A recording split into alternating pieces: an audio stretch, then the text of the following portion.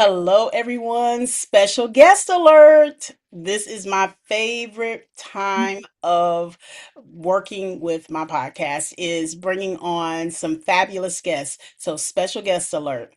Welcome back to the Road to an Effective Classroom Environment, the podcast where we explore leadership, growth, culture, and strategies that empower educators, leaders, entrepreneurs, and change makers to thrive. I am your host, Dr. Lashawnte, known as that classy, sassy consultant. And today we have again a special guest here, and this is Anne-Rose Obidi. She is a British Nigerian systems and culture consultant, education advocate, speaker, and entrepreneur dedicated to helping families and schools create more equitable educational experiences for children.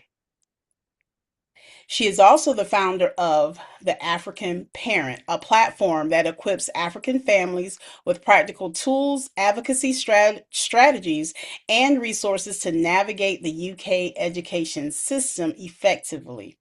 With an MBA in psychology and experience as a school governor, she helps families and schools navigate educational systems with greater equity. Anne-Rose has supported hundreds of families through challenges related to bullying, discrimination, school exclusions, and special educational needs. Through consulting, training, and public speaking, she equips parents with practical advocacy strategies while helping educators build more inclusive and culturally responsive learning environments. Her mission is to ensure every child has the opportunity to thrive and succeed. So we are welcoming today Anne-Rose Obidi, and just wanted to make sure that I give a shout out to Miss Lillian Obogo. She is the person who connected the two of us, and so to make this episode even transpire and happen. So again, thank you, Lillian, for the connection. And I know Lillian through being a part of the top 100 most powerful Black women platform, where we were speakers this past March. So thank you again, Lillian, for the connection.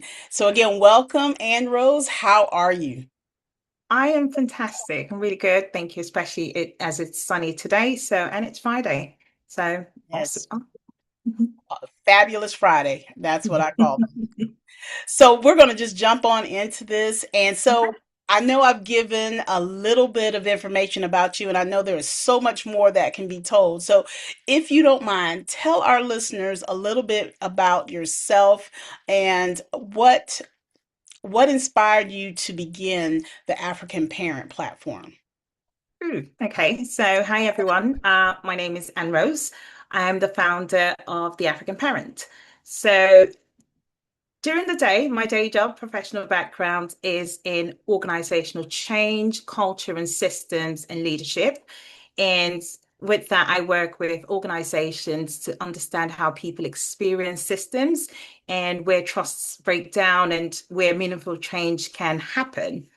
So, alongside that, as you've said in the introduction, I'm also a parent advocate. I'm a school governor. So, I sit with senior leadership within the educational systems and I help support them in terms of supporting, the people that, the communities that they support. And then I'm also a trustee in a charity.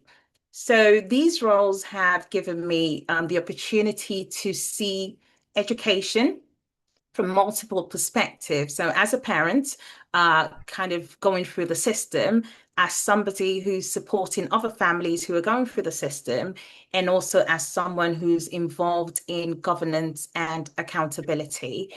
So, the African Parents Organization was born from a deeply personal experience.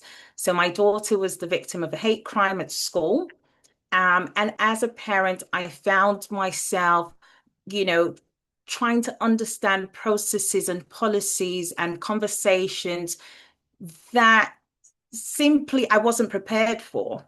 And I realized that while schools have systems, many parents like myself didn't have the knowledge or language or confidence that we needed to kind of engage those systems effectively.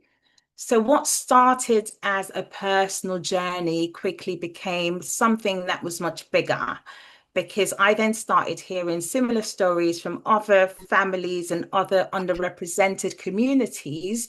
Parents who cared deeply about their children, but then they felt unheard, parents who wanted to advocate but didn't have the language to use, and then parents who felt like they had to fight to have their concerns taken seriously. But that said, at the same time, I also met educators and school leaders who really wanted to help support families, but often didn't fully understand, our lived experiences or cultural perspectives or the barriers that, some communities face.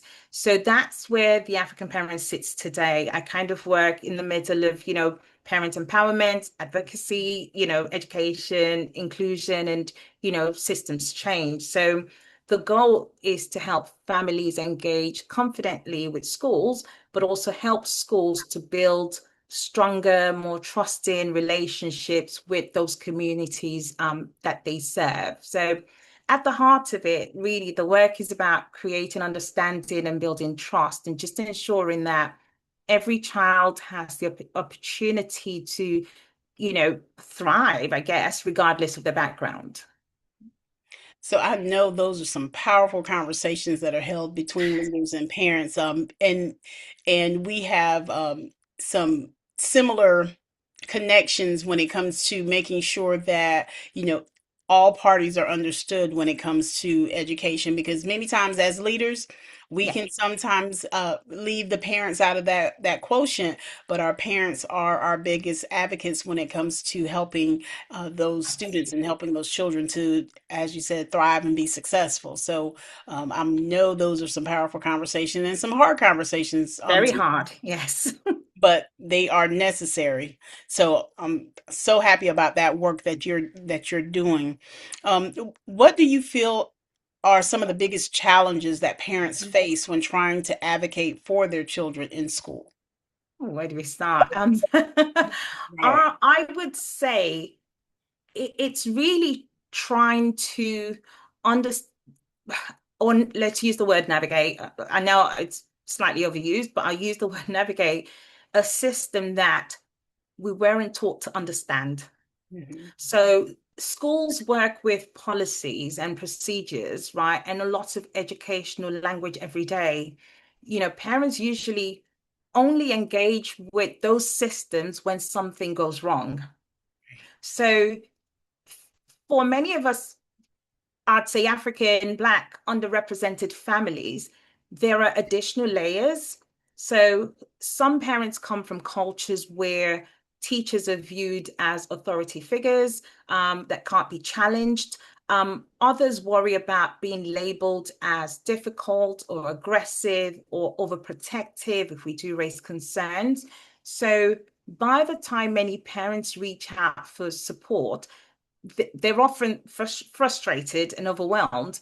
Mhm. So they're responding to an issue that has developed over time. So the challenge is really that parents don't care. It's often that I feel like they don't feel confident or equipped to engage with that system. And that's one of the biggest challenges. And that does resonate when talking about um, who has the power. And once all parties know that they own and have their own sense of power, and Yeah, they know that they're in control of what they say and do, that they should be able to speak and challenge, because a good challenge to the system, sometimes you have to challenge. If there yeah, weren't challenges, there are a lot of things that we see in history that have happened in order to help Black and Brown would not have taken place if the system was not challenged. So challenge. uh, Absolutely. parents must be able to feel that they do have that power to say whether or not they feel something's right or wrong, and or if there's changes that need to happen in order to support their children. Yeah. Um, So let's go on to the next question. So many parents want to help, but they don't know where to start when it comes to helping their children. What is the first step towards becoming an effective advocate? How can parents be effective advocates for their children? I always say to parents, advocacy begins with understanding, right? So breathe, slow down, um, and just gather as much information as you can. So document what's happening. Read the school's policy, ask questions. We said that previously. Ask questions. Do not be afraid to ask questions. And then understand the process before jumping to finding a solution. So one of the things that I say a lot when I have some of these discussions is that I encourage parents to recognize that they do have a right to participate in decisions about their child. Mhm, So, like I said earlier, a lot of us African parents were raised to respect educators, and respect is important, but mhm, partnership is equally as important. So, schools have the expertise in education, mhm. parents have the expertise in their child. Correct. So, the best outcome is often when these two forms of expertise come together. So, that the first step in advocacy is understanding. Mhm. And it's a beautiful marriage. And so, Absolutely. in order to know what the system is about, you have to get that knowledge. And I talk about in some other episodes, I talk about my mom, how my mom didn't have to worry about me as a student because I was the one that read everything that came home. I read the parent book, I read the policies and procedures, and she didn't have to worry about any of that. So she didn't read it. She because I was that child that I kept up with that. But more and more we see where our students, especially once they get up to a certain grade level, elementary age, we see our students and we see the parents and they're Yes. participating actively. By the time the student gets into middle school, we start to see them less and less, and then high Yes. school, our parents leave it up to those teenagers to make decisions. And so some of them, if they're like me when I was a teen, they're able to make those decisions, but then there are others that need that guidance, and Guidance. Yes. they need another voice that will help them in that process. So just wanted to share that a little bit because there are those out there, some Yep. schools, they are well equipped in order to uh advocate for themselves, but Yeah. parents, even if they can advocate, parents, you need to be fully engaged in their educational experiences all the way through their graduation. I agree. So let's talk a little bit about school culture. So what are some warning signs that a school's culture may unintentionally exclude certain families? Hmm. Ah, I always pay attention to who's missing from the conversation. Hmm. So, I mean, there's some families who have a lot of time, they attend every meeting, they influence every decision, they participate in every opportunity. I think more school leaders should start asking who isn't represented and why. Right. So, from a school governor perspective, I often look at how concerns are received. Hmm. Right. So, when certain parents are routinely described as difficult or emotional or challenging, I think that our school leaders need to pause and examine whether unconscious bias might be influencing those perceptions. So And it's about looking around the room and seeing who's missing from that conversation and how we can include them into that conversation. and that's a very good observation because many times if you are part of the environment, you may not always see Yeah, what is missing. And so sometimes it takes someone else from the outside to come in and to analyze and to let you know exactly what are some of those cultural biases that are going on. And sometimes it's unintentional, Yeah. but unfortunately there are times in which it is intentional, and then that definitely is a problem. Definitely is a problem. What are some things that school administrators can do to strengthen family engagement beyond just the traditional events such as open house and having parent nights? But what are some other things that schools can do to strengthen parent engagement? Hmm. So I, yeah, I think building that engagement. So as a change consultant, one of the things I often say is that, culture is not what an organization says, culture is what people experience, Mhm. right? So a lot of families judge, how welcoming, I guess, a school is, or judge the inclusion of a school by how they're treated, especially when they raise concerns. So, in terms of creating that environment where, they can boost that engagement, it's about creating a two-way communication because I feel sometimes schools tell us what to do, but they don't listen to the response. So, there's got to be a feedback loop. So we've sent out information, we've received information, we've acted on the information, and then we've told parents what, the outcome is. So it's literally looking at parents also as partners, in this journey and not just as, recipients of, communication. Correct. That's a very good observation as well. Do you feel that schools do a great job or mediocre or a poor job at surveying their parents? Because I know here in the United States, you have where parent surveys will go out after maybe an open house. It may go out um, for as a part of state report cards, and making sure that parents are asked questions about the schools and so forth. But do you think that overall schools are doing a good, mediocre, or poor job in surveying parents throughout the year and not just for, a certain event? Um, with yeah, because this is me wearing two hats as a parent and as a school governor, which is always a challenge. I would say some schools are better at communicating and engaging parents than others.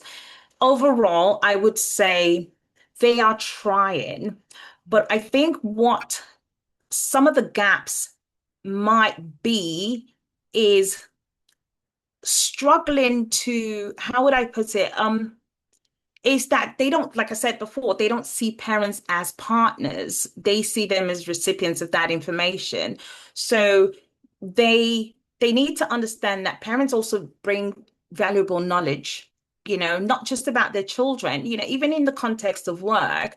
So I think from a systems perspective, it's building structures that support that partnership and don't just leave engagement to chance or individual personalities, which is what a lot of schools do. So schools have, I guess, they have their own challenges and struggles, and obviously trying to cater to a whole variety of parents. So it's finding that right balance. And I always say, look for multiple ways to engage because one, not everyone receives information the same way. So do a survey. Sometimes people are busy. And I know, it might just be 5 minutes of your day to do that. Sometimes people don't see that, survey till it's closed. So look for so many other ways. My school's amazing at that. We use so many communication channels. So there's text messages, there is Facebook for those who are on Facebook, there's Twitter, X, there we have groups, where even parents have set up groups. So if you miss something online, a parent sending, a WhatsApp message. So it's creating multiple channels to engage parents and pass that information and also receive the information, response back. And that is key in making sure that there are multiple outlets to send information or to ask parents information, because if you just rely on one source, you're going to miss a whole lot. And I don't know how it is where you are, but there are times in which, parents, we will get the phone numbers at the beginning of the year, Oh and the yeah. numbers change. And so, when you send out those dial out messages, and the number comes back that is no longer that Yeah, number. service. Yeah, it can be very challenging. So just even with the types of communication that are used, making sure that school systems, that the leadership, they make sure that information is updated, not just one time a year, but constantly Yes. throughout the years, so that you can keep those open lines of communication for parents. It is definitely very important. Yeah. All right. So, how should leaders respond when parents become concerned about discrimination or any bullying that may be taking place? How should uh, how should leaders respond when they bring those types of concerns up? Uh, so uh, I always say, don't be defensive. It's not personal. Hmm. So that's number one, because again, from a lot of experience, most leaders see it as an attack on them. So the first response should always be curiosity. Hmm. Right, because I found that so many families come to me after they felt dismissed, which was also my experience. I felt dismissed rather than heard. So leaders don't always have to agree, or they don't immediately have to agree with every concern. But what they need to do is actually investigate fairly. They need to, I'm a big advocate of communication. They need to communicate transparently. They also need to ensure that the families on both sides, the bully and the victim, actually understand the process. So even when the outcome is not favorable, or, if a parent disagrees with the outcome, they're more likely to trust a process that feels respectful and actually objective and has given them a chance to be heard. And I like what you said about leadership should make sure that they don't feel as if this is an attack on them of what they have done or not done correctly. But I also think it's twofold. Parents in coming in should make sure that they know, um, this has to be looked into. It has to be investigated, and to give the opportunity for leadership to do so. And speaking as both parent and as a school leader, you want, as a parent, I may want to go in and say, what kind of Yeah, show are they doing here? What is this about? But you yeah, have to be calm. And I think whenever you have the relationship between parent and school, when it's been developed fully and cultivated, and there is respect on both sides, if a problem should arise, then both parties will be able to come together and clearly talk things out, versus it being a arguing situation, and where each party is accusing the other of being unfit. yeah, So cultivating those relationships early on in the school year, or early on when that child has started attending, is very important. But leaders, we need to make sure that we come, when we're coming and working with parents on these types of issues, that can be very hurtful, and they could be detrimental to our students when they're facing these types of incidents of discrimination. Um, we want to make sure that coming to the table, that we are open for the dialogue, and that yeah, we are not dismissing parents when they come in with these concerns, because they're coming in to advocate for their child, and we yeah. need to have those listening ears. That's right. And it's always about the child at the end of the day. So I always say neither party should center themselves. It's about the child. Correct. It's number one about that child, your child, our student. It is Yeah. about them, and as long as we keep that in mind, then all is well. So, what leadership practices help create accountability while maintaining positive relationships with parents? And I know communication is going to be one of those, but what are some leadership practices that will help create accountability in maintaining positive relationships with parents? Um, I mean, I know I've mentioned it before. So for me, trust is a big thing. And I do like when a school's very transparent. And in my work as a governor and advocate, the strongest leaders that I've met always understand that accountability and trust reinforce each other. Mhm. So, yes, so an accountability is not about being defensive. It's actually about, and I said it earlier again, being curious, demonstrating that, the parents' concerns are being taken seriously and also show and making sure that the actions match the intention. Because sometimes, you know, certain actions are not, you might have a different intention in mind, but the actions that people are seeing are completely different. Because I also find that families lose confidence when, our concerns just disappear into systems that we can't see. So again, comes back to that communication. So, communicate clearly, explain, why you've taken a decision, good, bad, or ugly. Make sure you explain it clearly. If you've made mistakes, acknowledge those mistakes. And then if you've made commitments, make sure that you follow through on those commitments.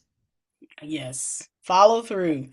Say whatever you say you are going to do, provide, Good. assist with, make sure that follow through is present. Yeah. Yes, I totally agree with that.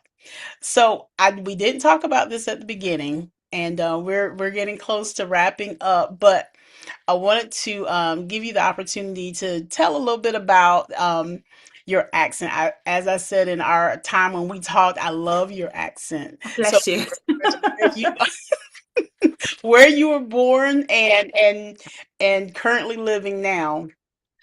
So I was born in London, England. Not very sunny place. Yeah, we have rain and grey skies, but I also grew up in Nigeria as well. So I've got a mixed, African, British, sometimes slightly confused accent. So yes, I was born in England, and I've got Nigerian heritage, and yeah, and I lived in Nigeria. Nice. I just wanted to make sure that our listeners got that bit of information because even though it was briefly said in the introduction, I Yeah. wanted to make sure that we captured that because again, I love the accent. Oh, Love it. thank you. So I have a few questions that are like lightning round questions that I Okay. want to ask you. So if you could give me one word that describes effective school leadership, one word. Ooh. Um, Effective school leadership. Intentional. Hmm, love it. Can I add inclusive as well? Yes. Yes, you can. Intentional, inclusive. Intentional is one of my favorite words. Yeah. All right. What is one book that every parent should read right now? Say that again. What is one book every parent should read? Oh, that's going to be a hard one because I have several. Um, oh, yeah. It would be The Whole Brainchild. Hmm. I think that that's one book that every parent should read. I think it was by Daniel Siegel, I think, if I'm not mistaken. Yes. Um, I think it's a brilliant book. And the reason I love it is that it helps parents understand what's happening in a child's brain during moments of stress or frustration or anxiety or when they have big emotions. Because many of us focus, we were raised, as we know, to focus on behavior. Hmm. We see things as it's a bad behavior, it's a good behavior, but the book encourages us to look beneath that behavior and understand what that child might be expressing. Reason I also like it is because as a child, a Black child who is dyslexic and had ADHD, I was always called a problem child, and it was looked as a behavior versus what was behind, that behavior, the why behind it, essentially. So yeah. Oh, I love it. And I've heard of this book. I've got to double check to make sure this is not one of the ones I'm thinking of that I already have before I buy it. Always looking for resources because I want to do a suggestion list to Oh, parents, and I have a couple of books in the repertoire now, but I wanted to add some more books that I would suggest to parents for them to read as they are, helping navigate. I give another one then. Okay. How to talk so kids will listen and listen so kids will talk. That's another good one. Adele Faber, I think, is her name. Um, that's a good one because it focuses, again, I say this on communication Right. and also on relationships and understanding things from children's perspectives. Got it. So, listeners, parents, I hope you are jotting those down, going back, listening to the recording, because these are two books that sound like they are heavy hitters, but they will help you in in guiding you in facilitating this journey with your children as they are navigating their way through the school system. So, thank you for those. And what is one message that you would like every child to hear? Let me see, where's my child? Oh, oh, hold on. One message I would like every child to hear. There is nothing wrong with who you are. Mm, I love it. Yeah. That is the And message. I think this is also me speaking to my inner child Hmm. because I feel like, we spend so many years trying to, as children, make ourselves smaller or quieter or less visible or, less different or more acceptable, and some of us do it because of our, cultural background or because of, a disability, or, our accent or learning needs. But, I just want every child to know that their value does not come from how well they fit into a box that somebody else created, but it comes from who they are. That is wonderful. Perfect. Perfect. Every child should hear that message and know that you are loved for who you are and how you are. All right. So, I want to give you the opportunity to talk about any amazing projects that you may have going on or upcoming, any new roles that you may have that is starting up. So this is your chance if you want to share with the listeners what you're doing, how they can reach out to you on social media if they are looking to connect with you. Yep. So through the African Parents, we are continuing to build practical advocacy tools and resources that, will help families engage more confidently with schools. And this can be used across, not just schools and certain organizations.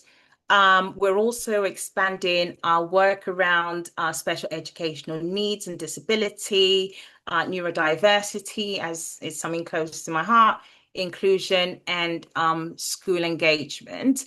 On a personal level, I've taken on another role as a school governor, which again gives me another perspective. And this is around safeguarding.